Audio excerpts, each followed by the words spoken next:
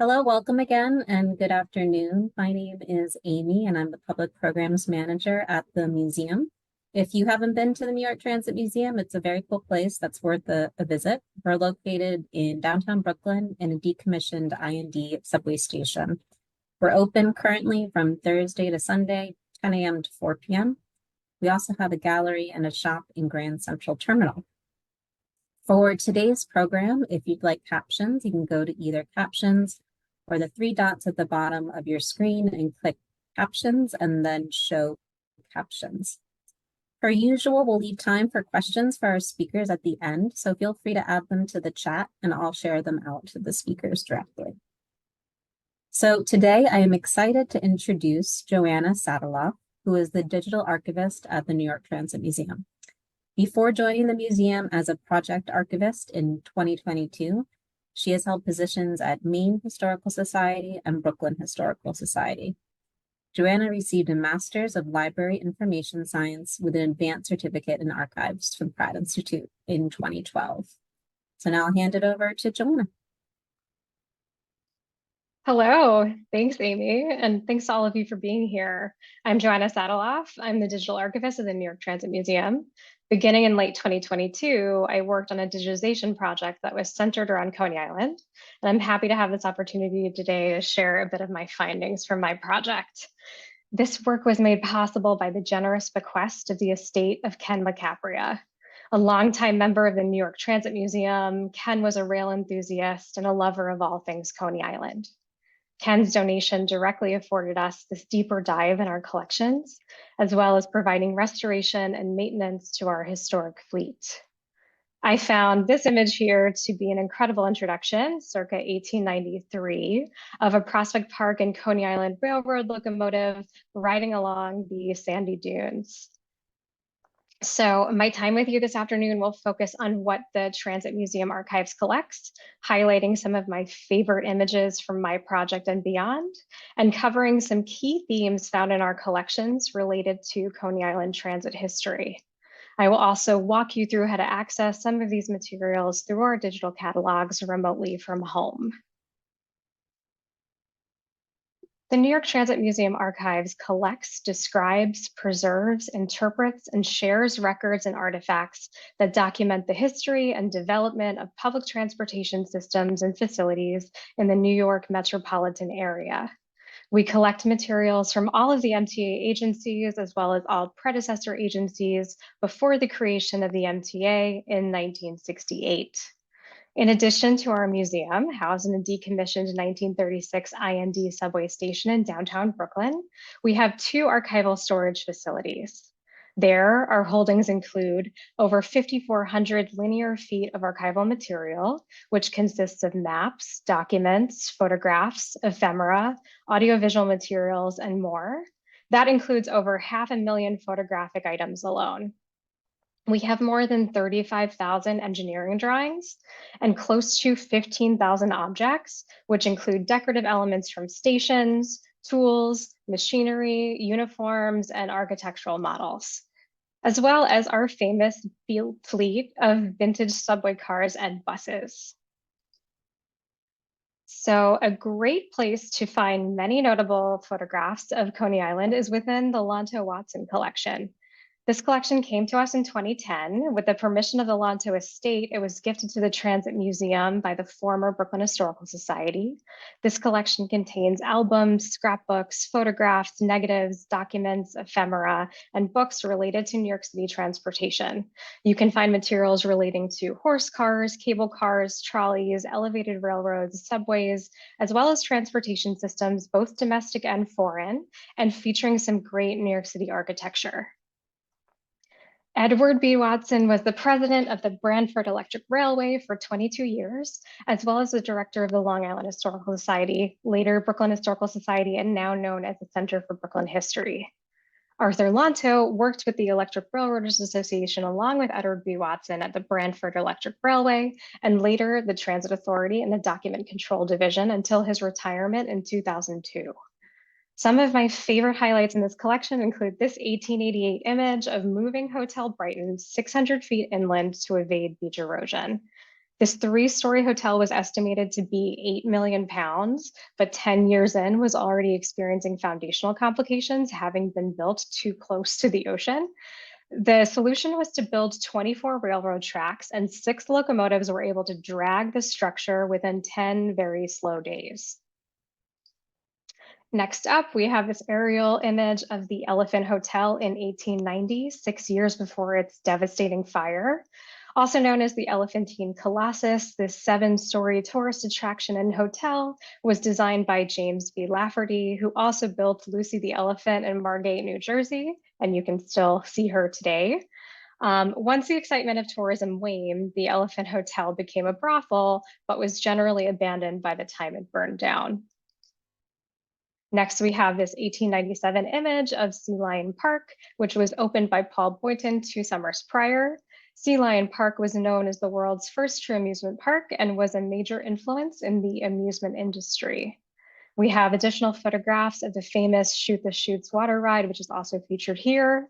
So in addition to transportation history, you can find many great photographs of the park, the boardwalk, and attractions within the Lonto Watson collection. So to begin my digitization project, while I did lean heavily on our known collections featuring Coney Island transportation, a project of this size really requires a survey across all collections, which might include some unprocessed materials. Like many institutions, we do have a backlog that we are, it's waiting our attention. We have processing collections do require intellectual organization, inventorying, numbering, rehousing, labeling, and then can come the digitizing, cataloging, publishing, and promoting materials online. This project and being able to look at everything really did provide our archives an incredible roadmap, which outlines so many more little projects that now need to happen. At the New York Transit Museum, we use Past Perfect Web Edition as our content management system, and Past Perfect as a staff backend where we do our catalog and record keeping. And then we can publish records to Past Perfect Online, which is our public-facing digital collections catalog. This is a screenshot here of the backend, which I was able to create a large inventory linking out to all known and then added records relating to Coney Island. We have nearing 900. On the next slide, this is a view of the inventory. You can also download it as a spreadsheet, manipulate which fields you'd like to see. There are so many spreadsheets in my world, and this is not made available externally, but this information aids in our intellectual control of the collections and then in turn helps us guide the public to find what you might be looking for. But to search the collections online remotely from home, you can go to our website, nytransitmuseum.org. You can drop down the exhibits and collections tab on the header. You can click on collections and then down here under digital collections, link out to the website. And this is a screenshot of what the homepage of the catalog looks like. There are tips on how to search, and there are both advanced and keyword search options up in the header. Now, I'd like to take you through some major themes I was uncovering when searching across all of our collections for materials related to Coney Island. First up, we have trolley service.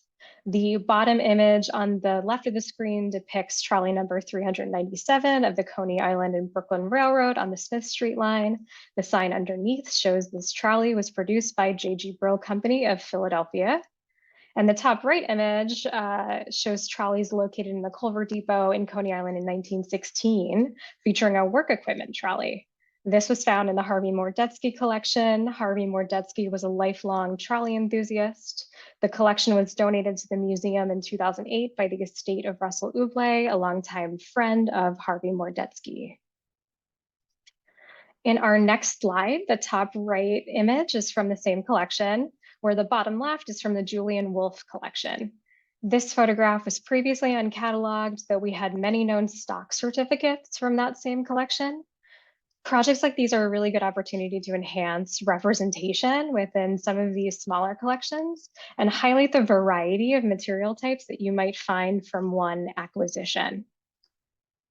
Closing out our trolley service highlights, these two photographs show a later fate of our beloved trolley cars. Their era began to decline after World War II. We went from horsepower cars to cable powered and then to the electrification of trolleys in Brooklyn in the 1890s.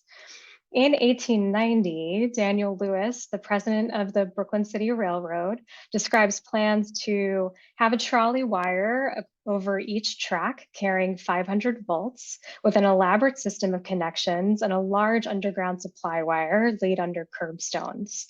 Iron posts on each side of the street will support the trolley wire, and parallel with it will run the wire carrying the current and getting its supply at frequent intervals from the underground supply wire. So BRT elevated cars like the Sea Beach line and the Brighton line later benefited from the existing trolley wire electrification. Brooklyn trolley car lines were converted to motor bus operations in the late 1940s. The photograph on the right shows trolleys in 1948. And on the left, we have this really compelling crane removal image from the NYCTA photographic unit collection. Four rapid transit services terminate at the 8-track Stillwell Avenue terminal located at Stillwell and Surf Avenues, making this intersection really the epicenter of Coney Island. This was the general vicinity of the terminals before it, but the dual contracts called for replacing both the Culver and West End depots with a new elevated terminal built inland. According to the great resource, How We Got to Coney Island by Brian Cuddy, phasing the new Stillwell Avenue terminal into service created problems for BRT engineers. Because the terminal was built on the site of the old West End Depot, it was necessary to maintain full rapid transit service during construction. Builders had to construct a temporary terminal at ground level to the east of the new terminal. Coney Island bound Sea Beach and West End trains terminated here for several months. This next brings us to Coney Island Yard, one of many transportation yards well represented in our collection. Coney Island Yard is a storage and maintenance facility for the city's trains and thought to be amongst the world's largest operation of its kind. The color photograph on the right gives us a view of a red bird and a signal tower at Coney Island from 1969. On the next slide, we have these great photographs of the car wash facility at the Coney Island shops. This image on the left is from that same yard's collection, whereas the 1966 photograph on the right is from the NYCTA photographic unit collection, a double R going through the car wash. The Transit Authority shops at Coney Island were so dynamic with so much to see that NYCTA offered open houses. We have some amazing photographs from an open house hosted in May of 1962. And it's really fun to see adults and children alike tour the facilities and watch some behind the scenes demonstrations of this important transit maintenance work that was being done. On the right, we have a group gathered outside of the base repair shop. And on the left, there's a photograph exhibit as individuals enter the forge and welding shop. At the Forge and Welding Shop, we've got a coal fire demonstration here with a group of fascinating children who are literally glowing. And I can just feel the heat radiating off of this amazing photograph. In the Yards collection, I also uncovered some great scenes of Signal Tower and Relay Room at Coney Island in 1969. I'd like to give a shout out to our friend Jeff Ehrlitz for helping me describe these photographs in our catalog. We also have many photographs depicting substations and power supply. The image on the left is one of a series of images documenting modernization to the Brooklyn Manhattan Transit Coney Island substation, also known as the Sheepshead Bay substation. And this one shows new and old switchboard panels in the substation's interior.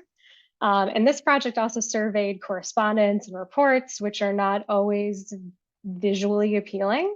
But I found this little lovely letterhead from the Coney Island Chamber of Commerce in 1962. It's super charming. This correspondence is regarding rehabilitation to Stillwell Avenue Terminal. And our last theme for the day is subway construction photographs. Our department has a grant from the Institute of Museum and Library Services currently underway, which is digitizing all of our photographs from Contract 1 just in time for the 120th anniversary of the opening of the subway this fall. However, we found evidence of subway construction photographs sprinkled across a lot of our collections, and these here were found in the surface transit collection. The great thing that I want to mention about subway construction photographs is that their intended purpose is to capture build and renovation contracts, and it could be as small as curb modifications. Both of these images here document a ramp removal at Norton's Point, but incidentally, with many of these photographs, we're getting these incredible street scenes really marking a moment in time, making them really valuable for researching broader New York City history, the change in landscape over the years.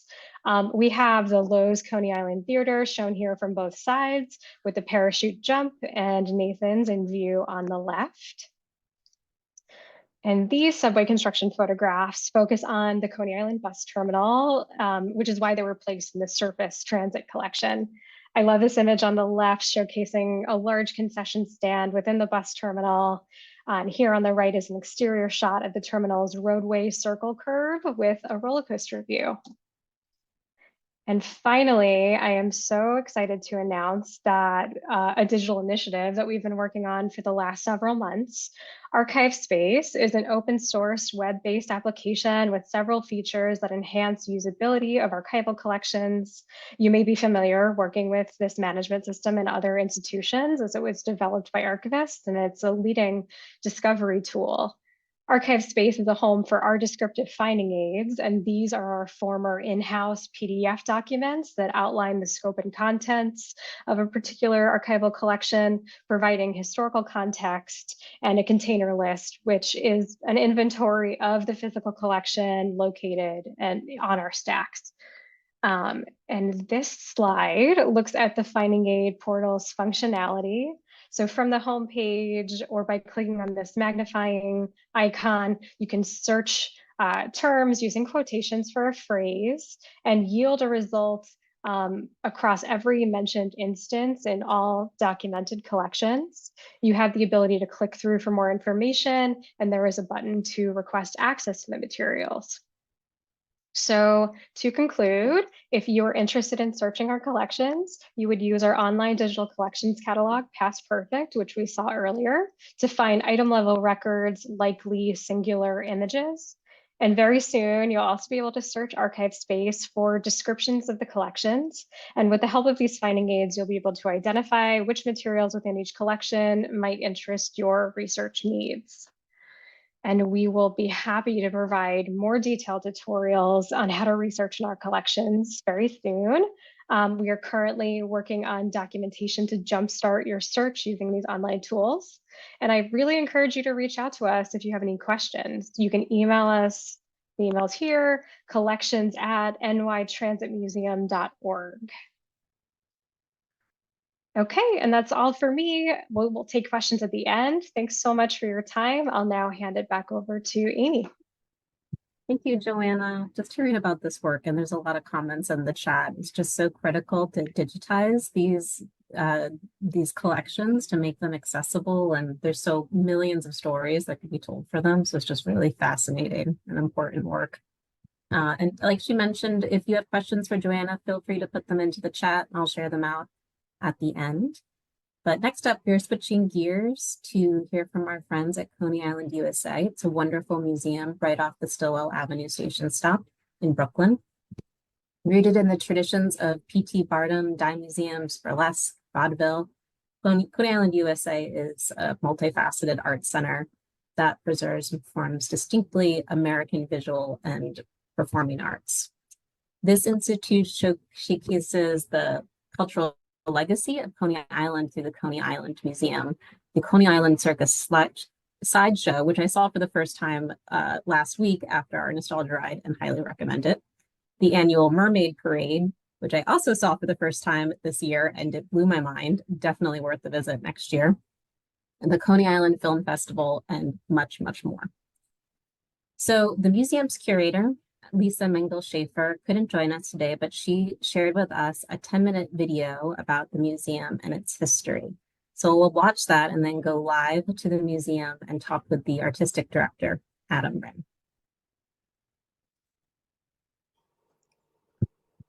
Hi, I'm Lisa Mangel Schaefer. I am the curator of the Coney Island Museum, and I'd like to welcome you to Last Stop Coney Island, a program of the New York Transit Museum and the Coney Island Museum.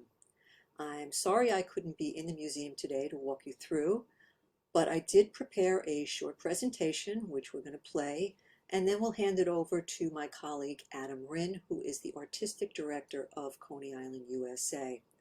Before we go on, I just want to draw your attention to this photograph here. It's hard to believe that this is not a photoshopped image, but this photo was taken by Ouija. It's an afternoon crowd at Coney Island, Brooklyn, July 21st, 1940. Don't think I've ever seen that many people on the beach here at Coney Island, and I'm kind of happy I wasn't there. For over a century, the Coney Island Amusement District has represented the changing face of American popular culture. As one of New York City's most iconic gathering places, Coney Island has been a source of wonders, thrills, and larger-than-life spectacles for many generations. In addition, Coney Island has also been the site of a wide range of historical innovations, including playing host to Thomas Edison's earliest films, the first commercial use of the escalator, and the introduction of the infant incubator as a tool for neonatal care. The Coney Island Museum, formally chartered in 2012, is the only accredited institution singularly dedicated to preserving, protecting, and interpreting Coney Island's unique history. It houses the world's premier collection of Coney Island photographs, paintings, ephemera, amusement-related objects, architectural elements, and vintage signs on view to the public. In addition to the permanent exhibitions, the museum also hosts special exhibitions and lectures on Coney Island's history and impact. The museum's archives are available as a critical resource to visiting scholars, and its public displays support educators from local schools. Here are just a few snapshots of some of the things that typically go on, especially in the summer in the museum. We have visitors like Graffiti Ministries from Coney Island, happy campers from one of the local day camps came by, and they really enjoyed our vintage Sideshow mirrors. The School of Visual Arts often brings classes in to do sketching. In the center, we have Mr. Cesar Deval, who was doing a lecture for our Ask the Experts series. And we also host the Coney Island Sideshow School. And in the bottom left, you can see 3 performers at our Coney Island Museum's 40th anniversary celebration. And that really was a great celebration. And we were so happy and thankful to everyone who came out and wished us the best. The museum is one of the signature programs of Coney Island USA, the 501c3 not-for-profit multicultural arts organization located in South Brooklyn, dedicated to the economic and cultural revitalization of Coney Island. Founded in 1980, Coney Island USA's multifaceted mission draws directly from Coney Island's history as a center of performing and visual arts, as well as popular entertainment trends such as vaudeville and burlesque. Both these images are from the Coney Island Museum's collection. The one on the left is a photograph by E.J. Kelty of the Dreamland Circus Sideshow taken in 1927. The one on the right, the Manhattan Beach March, which was written in 1893 by famed composer and bandleader John Philip Sousa. And that was dedicated to August Corbin, who helped put Coney Island on the map as a seaside resort by bringing in the railroad. Coney Island USA operates from its multi-arts center located in the heart of Coney Island. Built in 1917, 1208 Surf Avenue is a classic example of the Spanish Revival architecture commonly used in Coney Island during the early 20th century, and was the first of 2 restaurants in the amusement district owned and operated by Childs, a chain of restaurants catering to working and middle-class families. Coney Island USA took possession of the building in 1996 and, with funding from New York City, was able to purchase the property in 2008. In 2011, the building was granted landmark status by the New York City Landmarks Preservation Committee, making it the oldest structure in Coney Island to be protected by law for future generations. And here you can see Coney Island, USA at 1208 Surf Avenue, 1923. Throughout its long history, 1208 Surf Avenue has been festooned with traditional sideshow banners meant to draw attention and promote the acts inside. We've changed it up. The banners and murals currently featured both inside and outside of the building interpret that history through the lens of street art, graphics, and our exceptionally talented artists' own visions and experiences. And you can see here this black and white photo.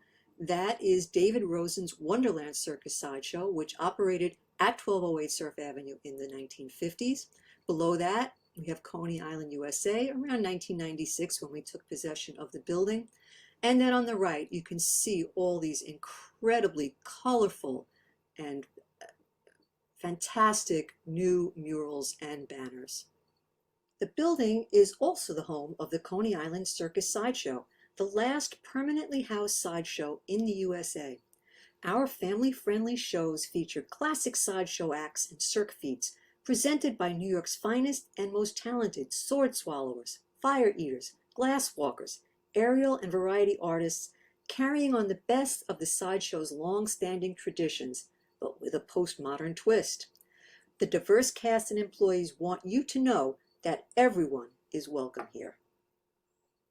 Of course, there's also Coney Island, USA's largest event, the Mermaid Parade, which draws hundreds of thousands of spectators and participants annually.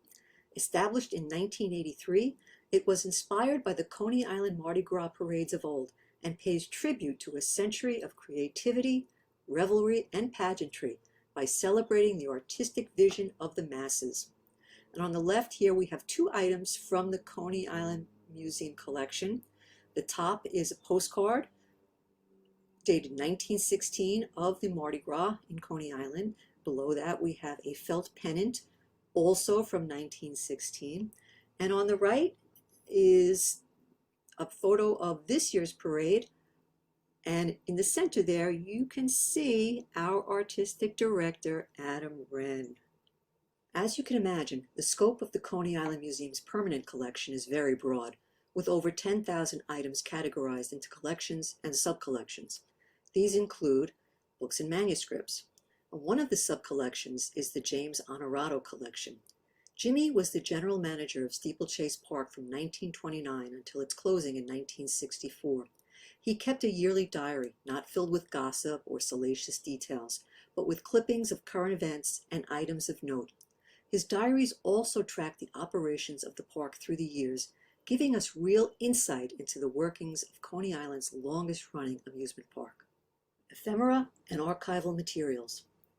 The museum has an extensive collection of ephemera, including over 2,000 postcards, documenting not only the history of the People's Playground, but also of American culture, with photography, art, advertising, and humor. Among the most rare and highly collectible are the Hold to Light postcards, manufactured by the Kohler Company in 1907. When backlit, tiny die-cut holes reveal images of Coney Island at night. And at a time when electricity was still being introduced to the masses, the hundreds of thousands of lights illuminating Dreamland and Luna Park transformed Coney Island into an electric Eden.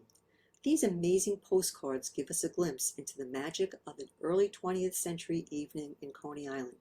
And you can see here on the left is the regular view of the postcard, and on the right, backlit.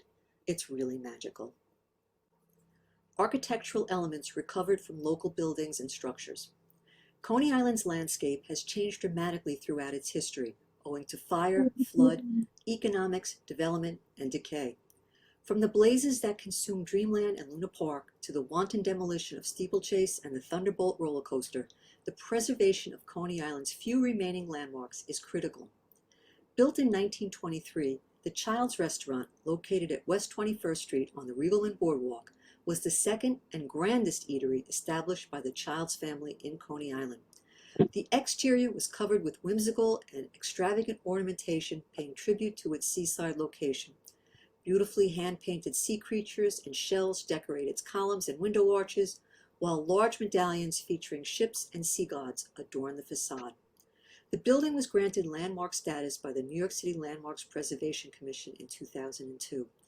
In 2013, New York City approved plans to redevelop the site as part of the Seaside Park and Community Arts Center.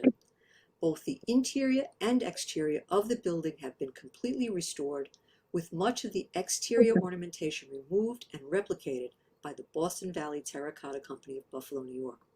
In 2017, the Coney Island Museum was gifted with a selection of both original and replicated architectural details, including medallions and other ornamentation. From art to artifact, the wonder and thrills of Coney Island are on display at the Coney Island Museum. I'm ready. Hi, everybody, and welcome to the Coney Island Museum. I'm sitting right in front of our newest piece over here, an absolutely gorgeous Charles Loof carved horse, carousel horse. Charles Loof actually was the he really opened Coney Island's first carousel in 1876. His workshop employed really a who's who of future carousel creators and carvers, including M.C. Illians, Charles Carmel, Stein and Goldstein, and of course, W.F. Mangles. And we can see a huge Mangles display right over there. Here's a little fun fact for you. American carousels move counterclockwise. So the outside horses and the right side of the horses are called the romance side, and they are the absolute fanciest, part of a carousel horse. We've got some guests in our museum right over here. Hey, everybody. And what I want to do is I want to show you a couple of things. We've got guests up here. We're running our Sideshows downstairs. And today, everyone on the Transit Museum broadcast here is going to get a couple of incredible feats right over here performed by the artistic director. That would be me. What I've got here is a deck of playing cards. These are brand new used cards. They're new to me, but they were used in a Vegas casino. If anyone plays cards, you would know that there are 52 cards in a deck. I can slowly go through, but you can also trust me on the fact that there are 52 cards right over here, if you were lucky enough to count every single one. But I do want to show you a couple of them. Make sure, again, that they're not, pre-torn or perforated in any way, because what I'm about to do is a very unique feat of strength, and that would be ripping through a deck of 52 cards. Now, I'll explain exactly how I do it, and our people in the museum, if you want, you can come a little closer as well, so you can really see what's going on over here.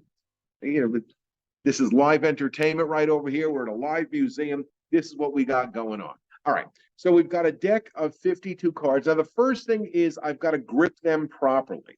All right, I'm going to keep them in full view of the camera the entire time. If I take them out of view, you might think that I swapped out the deck or whatever it is. Now, one of the most important things that I'm going to explain is keeping these cards in a tight formation just like this. The reason for that is because if I don't keep them tight, I might fan them out, ripping one at a time. Not going to do that. We're going to do it the right way. Now, if you keep the hand just like this, my left hand is going to stay nice and tight. My right hand is going to come across the top of the deck like this. Now, I'm going to brace the cards with my left, rip them with my right. I'll do it slowly, doing what's called a controlled tear right over here, getting just about 1/4 of an inch down. Then I'll show everybody who's in the museum. I'll show you on the broadcast, and I'll continue ripping the deck. All right, so we're going to start off here, holding the cards with the left, ripping with the right, and have a look. All right, and there you go, just about 1/4 of an inch down. Can you all see that? All right. Now we'll continue shredding the deck about halfway down. At this point, we want to listen for that little pop. I don't know if it's going to translate necessarily on the Zoom, but here we go. And that there is a full deck of cards shredded. right in the Coney Island Museum. Now we're going to put these back neatly in the box.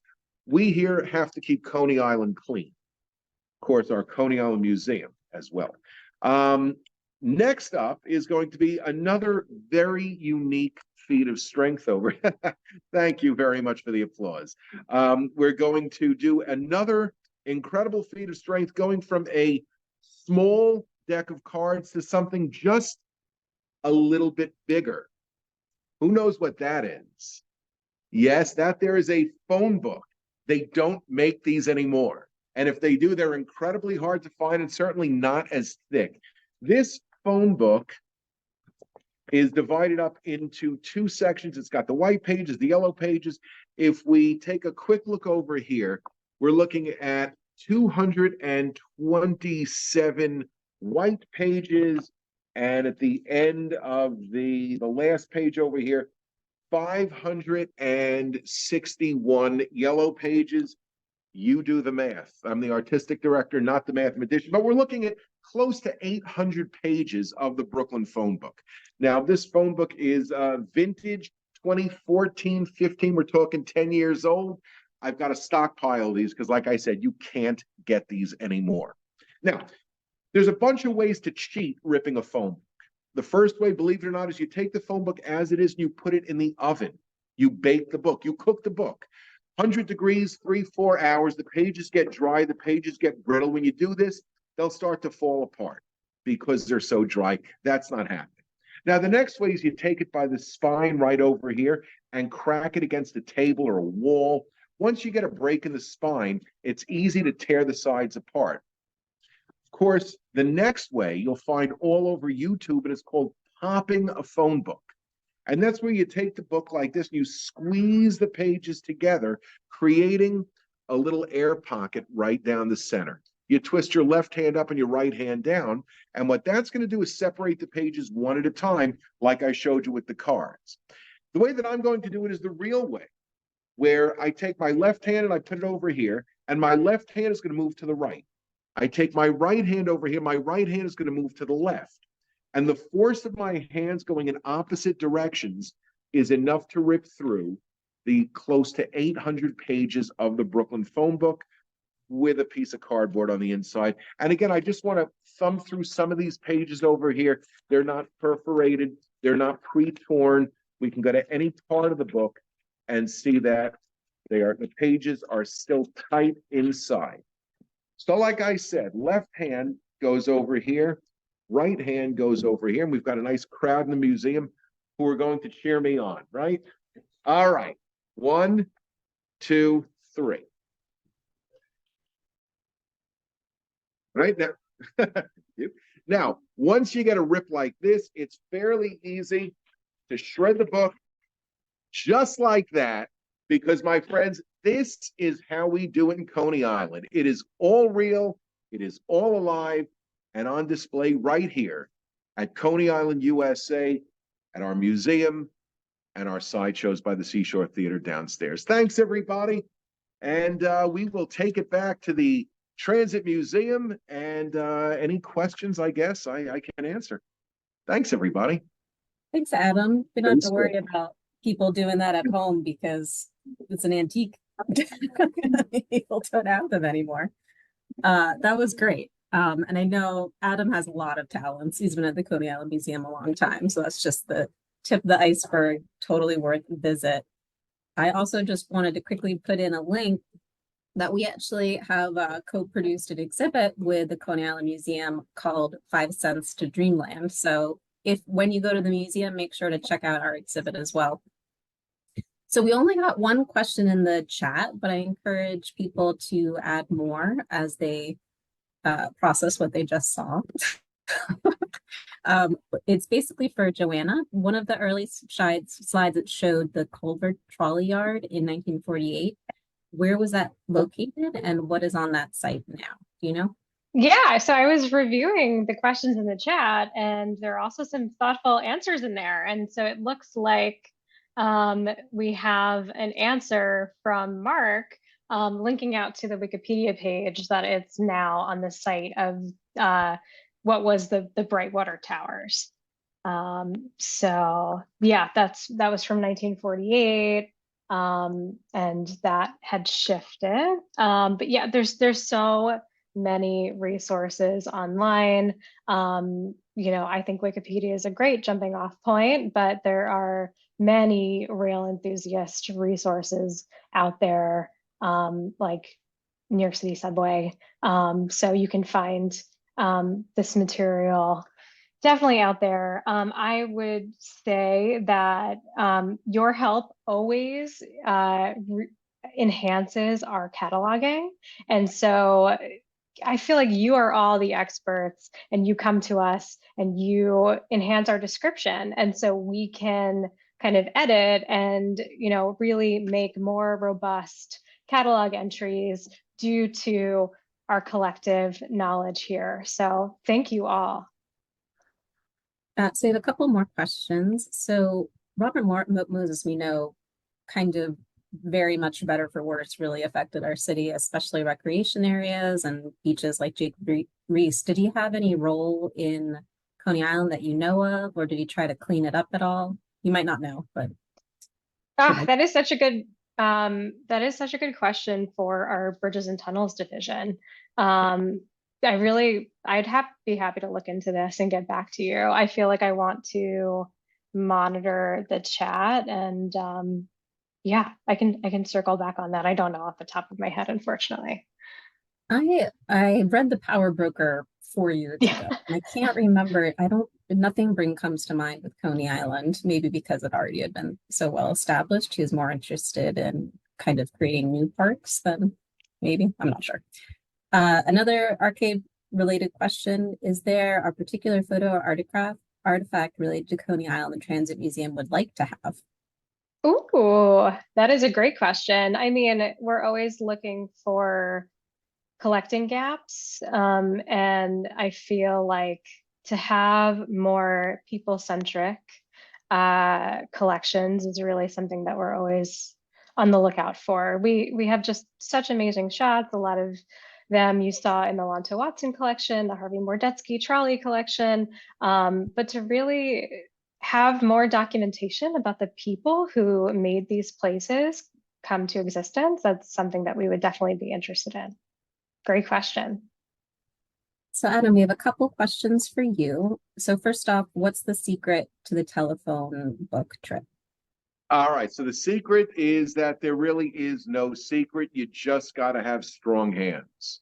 It's strength. Any of these feats of strength is strength, technique, and mind power. If you convince yourself that you can't do it, you will not be able to do it.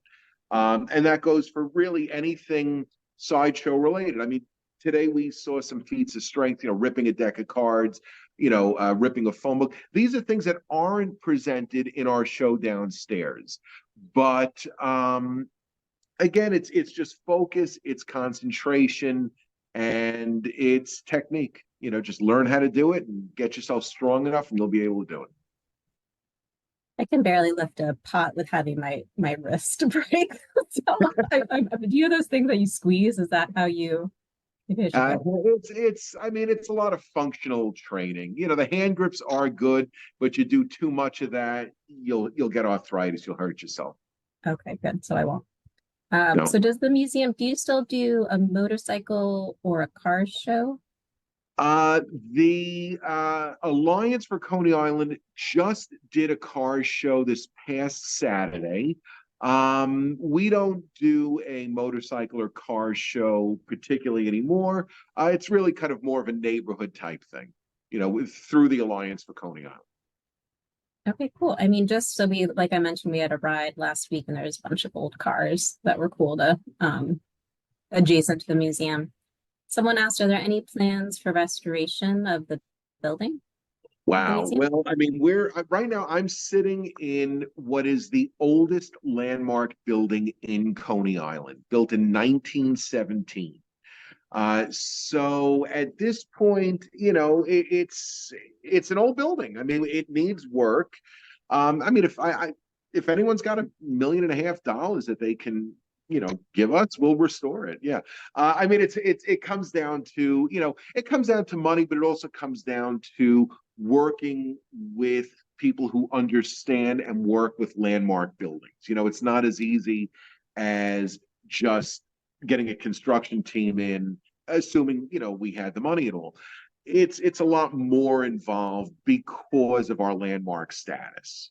So, you can certainly make a donation, and that will go towards, eventually the refurbishment of the whole building. Okay, great. And related to the carousel horses that you showed us, someone asked a very specific question. There was a carousel named the Chanticleer, which had chickens and roosters. I'm not sure if you know what I'm talking about, but do you have any chickens or roosters in We got no chickens or roosters. We got 2 of these. We have one more horse that's not on display at the moment. That's our next refurbishment project. So we just got it maybe within the last month or two, and it's in bits and pieces, which to me is just a very, we can see, a beautiful, if I turn this a little, you probably see the entire horse, a beautifully restored carousel horse.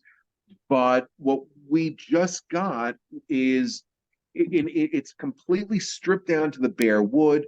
It's in pieces, and that's going to be the next refurbishment, as I said, the next refurbishment project. But what's interesting to me is seeing those pieces. You might think it was just carved out of 1 or 2 pieces. It's like a puzzle, and fitting these pieces together, knowing where they go, is mind-blowing. Like, for me, I'd love to see just an exploded view of a carousel horse. Don't refurbish it, just, put sticks in it, and let's see where all the pieces would go together. But we're going to end up restoring it anyway. But we don't have any chickens or roosters, I guess, to answer the question. That's such a random idea for a carousel, unless it was like a meat farmer or something. Anyway, and then finally, our last question is the hours of operation and when are you open? Are you open seasonally? Okay, so right now, check the website at coneyisland.com. For the most part, we're open the days that we have shows: Thursday, Friday, Saturday, Sunday, and Monday occasionally. The hours are noon to 5 o'clock. As I said, mostly seasonal. In the off season, we're open usually Saturdays and Sundays through the winter, same hours, noon to 5. Unless we're doing a building-wide project, in which case we have to close down. And but again, check out coneyisland.com for the hours, for all the information, to make a donation and whatnot. Great. And someone asked, I can confirm that both their museum and our museum both have gift shops. And the Coney Island USA Museum has a lot of great t-shirts. They even had a cart with mystery packages you could buy. So you could buy a something and it could be a surprise. Definitely worth checking out. And they have a great bar attached to their auditorium that has a lot of really wonderful craft beers. We do have a gift shop, and to piggyback on that, you guys are selling that amazing mermaid shirt. That was a throwback to the old, advertisements on the subway to come out and visit Coney Island. So right before the parade, we did a cross promotion with the MTA and Coney Island USA about that shirt and about the mermaid parade. So I got to swing down to the museum and get one of those because it's cool. Yeah, so that the design for the t-shirt is by a woman, Amelia Optek Jones, or Oppie, and you can see actually a bunch of her other advertisements in the Transit Museum as well. But that t-shirt is great. I've seen it all over Subway. The animation's really cute too. Anyway, so I'm going to close us out. Thank you all for coming. Thank you so much, Joanna and Adam, for really and Lisa, for very interesting, stimulating conversation and acts.